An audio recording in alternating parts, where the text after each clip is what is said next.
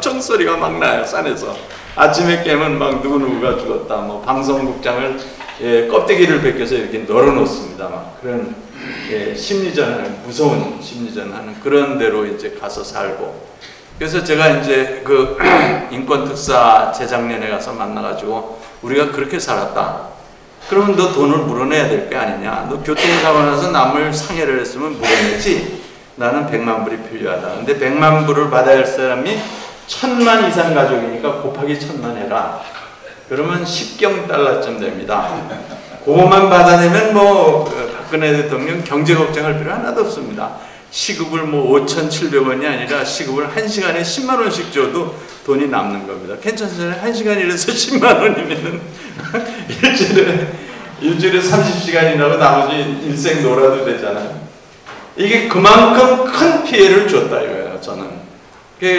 그러면 10경 달러를 찍어내려면 종이가 얼마나 많이 들 거예요. 그건 걱정하지 말아라. 내가 노정선 재산으로 종이는 사줄게. 그럼 너희는 종이만 넣으면 100달러로 나오지 않냐? 이런 나라하고 지금 관계를 해야 되는 거예요. 그러니까 뭐 일본은 말할 것도 없고, 아베라는 사람은 뭐 정신대 그거는 저 성매매 하느라고 애쓴 여자들이다, 이런 식의 표현을 하잖아요. 이게 말도 안 되는 소리 하니까. 일본에도 지식인이 많아요. 무라야마라든가 이런 훌륭한 사람들이 막 이제 들고 일어나는 겁니다. 이제 가만 안 둘 것 같아요. 네, 그런 상황입니다. 그래서 이제 그 감각을 드리기 위해서 제가 영화에서 한 3분만 보여드리겠습니다. 인생은 영화니까 저도 여기 안산에 가서 영화 하나 보고 왔어요. 근데 잘 볼려는지 가서 점령을 하는 바람에 인민군 신문기자가 됐다는 얘기입니다. 이태라는 사람이죠. 이태인데 이 사람이 그러니까 국군도 해보고 인민군도 해보고 항복에서 포로되고 김영삼 대통령 팀에 들어가서 그 민주산악회 부위원장도 하고 국회의원인가도 하고 그랬는데 그 첫 장면입니다. 안성기도 나오고요. 여러분이 사랑하는 최진실도 나와요, 이 영화에.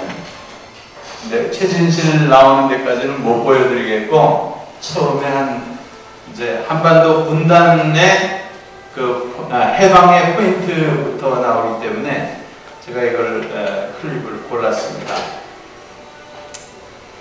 그 소설로도 써 있고요. 이 소설이 이제 소설 꼭 보십시오. 45년 8.15 해방인데 이때 분단한 거 아닙니까? 그리고 이제 8월 20일에 소련이 북한에 먼저 진주해서 북한에 가면 소련이 우리를 해방해줬다, 이런 얘기를 하는데, 일본은 9월 9일에 또 미군이 남쪽에 와서 남쪽은 미군이 해방해줬다. 그 다음에 영훈영, 박헌영 이런 사람들은 다 암살당하죠. 46년에 대구에서 폭동이 일어나요. 토지 문제, 소작인 문제로 폭동이 일어나죠. 그 다음에 47년 미국 소련이 결렬돼 가지고 이제 완전 냉전으로 들어가는 얘기입니다. 그 다음에 47년 7월에는 영훈영이 암살당하고, 48년 4.3 제주 4.3 사태, 감자 지슬이라는 영화 보십시오. 48년 4.19에 남북 재정당 사회단체, 제가 그 장소에 형에 가봤습니다. 숙선, 권유성 거기서 했습니다. 그 다음에 48년에 여순 반란 사건, 박정희라고 하는 사람이 남로당 기획을 해서 했잖아요. 김국 다음에. 그러니까 착각을 우리가 하고 사는 겁니다. 그래서 무조건 우리가 그 미국에 대해서 순종만 하면서 살 것이냐 라고 하는, 그건 안 되고, 물론 친해야 돼요. 친구가 돼요. 결론은 미국하고 친해야 됩니다. 미국하고 싸워서 우리가 이길 돈 벌 일 하나도 없습니다. 미국 사람들이, 제가 미국에 13년 살았는데요, 굉장히 그 폭력적인 사람들입니다. 그렇기 때문에 저 같은 친구가 가서 뭐 찝쩍찝쩍 했다가는 저 쥐두새도 모르게 없어지는 겁니다. 미국의 백인들이 어떤 사람들입니까? 백인이 권력을 쭉 잡아왔잖아요. 지금 오바마 흑인이 됐지만, 그 사람들이 미국 땅에 와서 거기에 원래 살고 있던 원주민들을 수도 없이 많이 죽였습니다. 죽일 때 그냥 좋게 죽인 것도 아니고 온갖 나쁜 이름을 다 붙여가지고 그렇게 해서 죽이고 그걸 땅 뺏기 위해서 뺏은 사람들입니다. 그 조지 워싱턴이 미국을 세웠다는 것은 그런 과정으로 세운 거거든요. 영국은 놀아내고. 그 사람들이 지금 한반도에 결정적인 영향을 주고 있기 때문에 우선 미국 사람하고 친하게 지내야 돼요. 잘못 보이면 큰일 납니다. 그래서 가서 잘 웃고 뭐 맛있는 것도 좀 주고 개고기도 슬슬 좀 먹이고 이렇게 해가지고 친하게 지내는 겁니다. 자, 거기에서 일본, 중국이 처음에 한반도 분단해서 갈라먹자라고 덤벼든 게 1592년입니다. 벌써.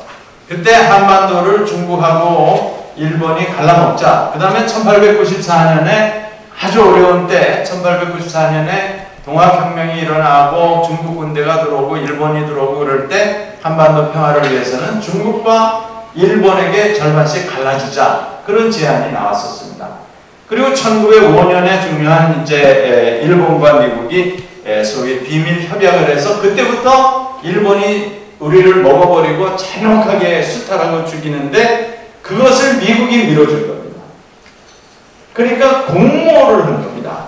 근데 영국도 똑같은 미력을 했어요. 영국과 일본도 1905년 6월, 7월에 똑같은 미력을 했습니다. 제가 어렸을 때 교육받은 거는 지구상의 가장 천사는 미국 사람으로 생각했어요. 빌리 그레엄 목사님이라든가 우리가 어려울 때 다 축복으로 그냥 헌옷 갖다 주고 말이죠. 뭐 이렇게 그 수수 갖다 주고 한반도에는 러시아가 해방시켜줬다고 해서 러시아를 숭배하는 사람들이 실제로 있었습니다. 지금도 뭐 있을지 모르겠지만은 이거는 우리가 허용할 수가 없죠. 러시아의 종 러시아, 종러도 안 되고 중국을 숭배하고 노예하는 종중도 안 되고 또 일본을 숭배하고 일본에 종살이 하겠다는 사람들이 남한의 권력을 오래 잡고 있었죠. 대통령도 됐고 장관도 됐고 많이 됐습니다. 지금도 뭐 유명한 대학 총장 그러면 이런 그룹들이 잡고 있죠. 그래서 종 일본도 안 되고 종 미국도 안 됩니다. 그러니까 미국한테 종이 되면 안 되고 미국은 친하게 지내는 대상으로 해야 됩니다. 친미를 해야 돼요. 친미. 그래서 저는 이제 아주 뿌리서부터 친미주의자입니다. 친구로 살아야 돼요. 왜냐하면 우리가 이길 수가 없으니까 이기지 못할 바에야 친구로 지내는 게 제일 좋은 전략이다. 그러니까 친구기 때문에 제가 공무사에 가서 따진 거예요. 너 10경 달러 내놔라. 내가 친구니까 이런 얘기 하는 거지. 내가 미국을 적으로 생각하면 뭐 무슨 그 돈이 뭐가 필요해요, 그렇죠? 적과의 전쟁은 다른 게임입니다. 그래서 우리 옛날부터 내려온 말에 미국 사람 믿지 말고 소련 사람에게 속지 일본이 일어난다, 조선 사람 조심해라. 이런 말이 지금 딱 맞는 말입니다. 그 프린스턴 대학교에 리처드 포크라고 하는 교수가 이제 세계 인권이라는 책을 썼는데요. 이 책에 중요한 그 표지가 있어요. 제가 프린스턴 대학교에서 저 교수가 뭐 한반도 역사와 인권에 대해서 강연한다고 해서 제가 갔어요. 가면서도 뭐 백인 남자가 무슨 그 의식이 있어서 한반도 내 마음에 드는 강연을 할까 그러고 의심하고 그랬어요. 근데 이 사람이 강연을 1시간 하는데 끝에 결론이 미국 사람 믿지 말라고 강연을 할 때 미국의 백인 남자가 프린스턴 대학교에서 야, 저는 그래도 백인 중에 천당 가려고 한 명은 있구나 그렇게 생각을 했어요. 근데 그 다음에 이제 MIT의 노암 촘스키라고 하는 사람이 똑같은 분석을 잘 해줍니다. 자랑스럽게 생각해요. 우리 노시 중에 훌륭한 사람이 많아요. 여기 노시 정신인데 노자라든가 뭐 많습니다. 노태우, 노무현 다 훌륭한 사람이고. 그리고 이제 보스턴 유니버시티의 그 하워드 진이라고 하는 사람이 쓴 책이 또 있는데 우리말로 미국의 민중투쟁사라고 번역된 거 그거 꼭 보셔야 됩니다. 그 촘스키하고 하워드 진을 읽으면 비로소 미국이라는 사람들이 이러는 사람이구나. 판저균이 택배로 우리 땅에 왔다. 그러고 나와서 사과를 하는데 그 뒤에 숨은 음모는 뭐냐? 를 알려면은 이 책을 읽지 않으면 안 된다. 그래서 저는 그 북한하고 미국이 친구가 돼야 된다. 북한과 미국이 친구가 돼야 된다. 지금 적대 관계죠. 엊그제 제가 심양에 갔는데 이창동 민하협 그 분이 그러더라고요. 지금 전쟁 나게 생겼는데 뭐 경운기를 보내고 뭐 이런 거 소용없다고 뭐 무슨 영유아에게 그 우유 보내는 사업 쭉 했거든요. 요즘 그거 하는 사람에게 문자가 와요. 이북에서. 이북이 물론 문자를 보내서 그 영유아 뭐 우유 보내면은 다시 보따리 싸서 남조선으로 보낼 테니까 각오하라고. 그렇게 옵니다.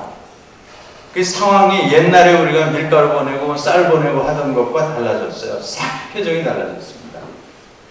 그러니까 이제 이런 위기 상황인데 위기 상황이라는 걸 못 느낀다 이거예요. 그래서 제가 여러분에게 보여주려고 가져온 게 있는데 이건 뭐냐면은 그 통일 전망대 여기 가면은 그 이제 사람들이 이북에다 삐라를 보냅니다.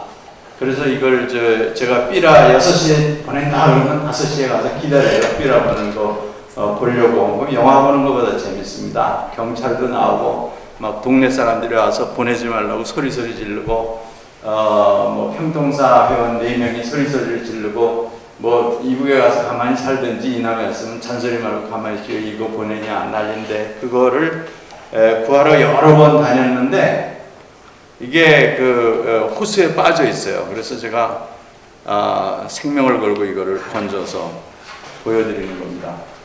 예, 이제 만져볼 기회를 드리겠습니다. 한 번씩 잘 만져보세요.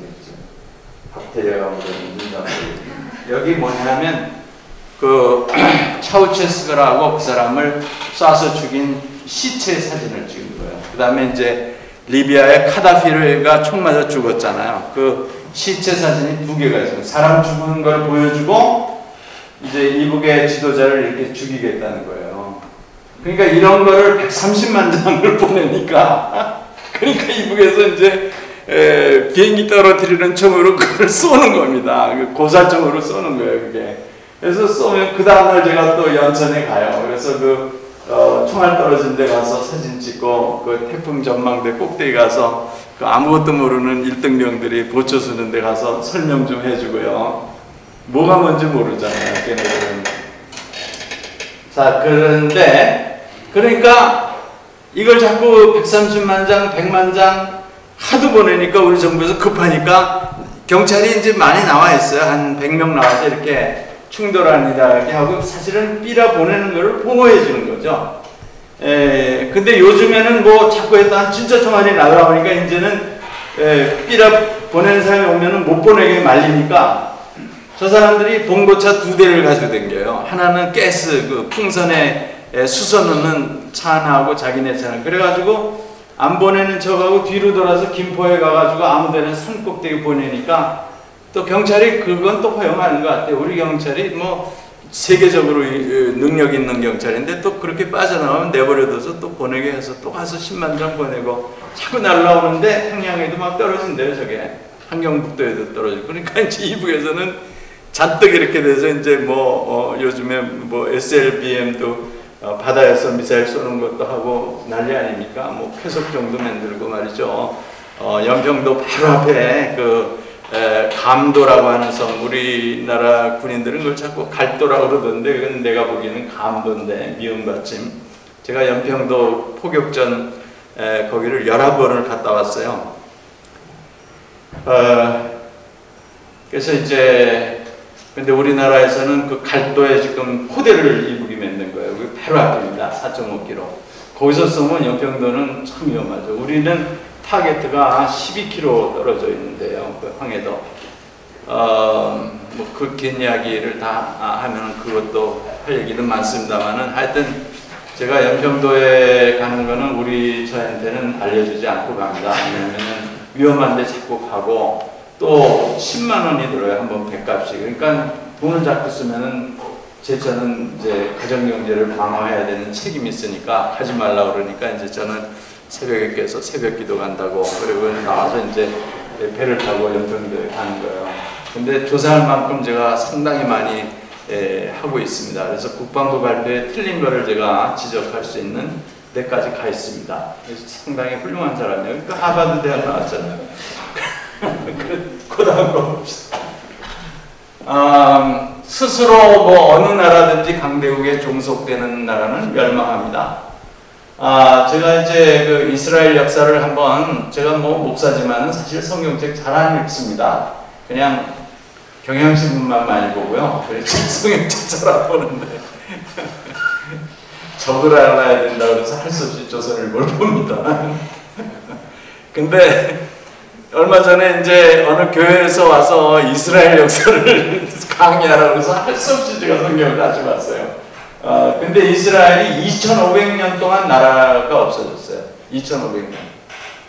한 주전 587년경에 나라 없어졌고요. 그 다음에 이제 700년대 이스라엘 유다로 분단됐거든요. 분단돼가지고 각각 강대국에 가서 종살이 한 거예요. 강대국이 자기네 우리를 도와줄 것 같아요. 그래가지고 결국 싹 없애버린 겁니다. 강대국은요, 남한과 북한을 갈라놓은 다음에 북한 없애고 남한 없애고 다 잡아먹겠다는 게 전략이에요. 근데 우리는 모르고 말이죠. 강대국의 전략은 등에 돌려놓고 그 강대국들이 우리 남한을 도와주리라고 믿는 거예요. 그래가지고 북한에 대해서 증오하고 욕하고 말이죠. 그냥 붕괴시키려고 하고, 근데 붕괴가 안 되는 거예요, 이게. 제가 붕괴가 안 된다고 하는 거는 역사적으로 말씀드리는 거예요. 제가 그렇게 믿는다는 건 아니고요. 저는 뭐 딱 그런 건 안 믿습니다. 저는 하나님만 믿고 나머지는 다 의심하는 그런 기준이니까. 1994년에 미국이 북한을 폭격하려고 했습니다. 영변에 북한이 전기가 너무 없으니까 산업이 다 붕괴되고 공장문 다 닫잖아요. 그 공장 기계 뜯어가지고 중국에서 옥수수 밥 갖다 먹고 산 거예요. 그래도 350만 명이 굶어 죽은 거거든요. 그러니까 이제 북한도 보니까 전 세계에서 핵발전소라는 걸 만들어서 전기 해가지고 산업 일으키니까 북한도 하나 만들려고 그런 겁니다. 그게 이제 흑연감성로라는 걸 만드니까 미국이 네가 뭐 원자력 발전소 만들어? 너 핵폭탄 만들려고 그러는 거지? 그래서 폭격한다. 그러고 달려든 겁니다. 그게 1994년 6월 17일입니다. 그래서 또 국무성에 갔어요. 가서 폭격하지 말라고. 여기 또 우리 집에서 가정경제가 흔들흔들했죠. 비행기표를 내야 되잖아요. 그때 4명이 갔습니다. 국무성에. 폭격하면 안 된다. 오재식 선생이라고 돌아가셨어요. 그 다음에 김동환 NCT 총무가 왔어요. 그분도 돌아가셨어요. 그 다음에 미국에 컨택을 해준 폴킴이라고 미국 감리교 목사인데 그분도 돌아가셨어요. 4인조로 갔는데 저만 살아있습니다. 그러니까 뭐 이제 더 살지 않아도 되니까 그냥 맘 놓고 제가 막 강의하는 거예요. 친구 선배가 다 돌아가셨어요. 그래서 이번에 94년에 폭격하면 어떡합니까? 그러니까 뭐 난리가 났는데 다행히 이제 60분 전에 취소를 시킨 겁니다. 폭격을. 그때 폭격했으면 어떻게 됐겠어요? 이북의 인민군대는 총폭탄 군대입니다. 우리처럼 그냥 적당히 말해요. 뭐 두드러기 나니까 군대 안 가고 이렇게 해가지고 하는 군대가 아니거든요. 그러니까 그 사람들은 개사적으로 달려듭니다. 그리고 굉장히 빠르고요. 제가 김신조하고 싸워봤는데 그게 우리가 싸우러 가면 없는 거예요. 벌써 통과한 거예요. 거기를. 시간 계산이 안 되는 거예요. 그러니까 우리는 산에서 뛴다 그러면 산을 1시간에 4km 뛴다면 이건 굉장히 빠른 건데 요즘에 탈북자 군인이 나와서 얘기하는데 산을 4km 뛰는데 21분 만에 뛴다는 거예요. 이거는 날아가는 겁니다. 산을. 그러니까 우리나라 국군들이 사령관들이 계획해서 야 군대 넣으면 벌써 통과 발자국만 있는 거예요. 그런 군대이기 때문에 그때 전쟁 났으면 뭐 이거 안산은 안 산다 하면서 사는 데가 안산이라고 그러더라고요. 근데 이 안산이 이렇게 좋을 수가 없죠. 제가 오늘 일찍 와서 여기 전에도 왔어요. 세월호 저 때문에 여러 번 왔고 사실은 저희 형제가 다 세월호 가족이 됐어요. 저희 형님은 또 밤을 새고 가고 그랬어요. 여기서. 왜냐하면 제 형님이 전공이 어린아이 정신과 의사입니다. 그래가지고 와서 밤새도록 읽고 밤에 이러고 밤 1시에 KBS 보면요 생방송에 우리 형님이 나오는 거예요. 아나운서가 이거 어떻게 해야 됩니까? 뭐 이러면 뭐 할 수 있는 게 하나도 없습니다. 그냥 울기만 하면 됩니다. 그러고 들어가는 좀 썰렁한 형님이 있는데 저도 뭐 저기도 가보고 그러는데 여하튼 이 상황이 이 전쟁을 94년에 했다고 그러면은 우리 남북한은 초토화되는 겁니다. 근데 이제 그거 다행히 60분 전에 이제 중단, 뭐 아시죠? 지미 카터가 평양에 가서 김일성 만나고 뭐 해가지고 댄스도 하고 노래도 부르고 뭐 대동강에서 술도 한잔 마시고 이렇게 얼렁뚱땅 해가지고 이제 망하는데, 그러고 나서 김일성이 곧 사망합니다. 그렇죠? 그해 94년 7월에 저는 스트레스 때문에 사망했다고 생각해요. 그분이 나이도 들었지만 여하튼 이게 그분이라고 그랬다고 또 시비 건다고 해서 이게 무서워요. 하여튼 그 김일성이 사망했는데 자, 그때 무슨 얘기들을 전문가들이 다 했냐면요, 북한은 곧 붕괴된다. 김일성이라는 지도자 카리스마가 없어지면 김정일 가지고는 안 된다. 그러니까 뭐 3개월 내에 북은 없어진다.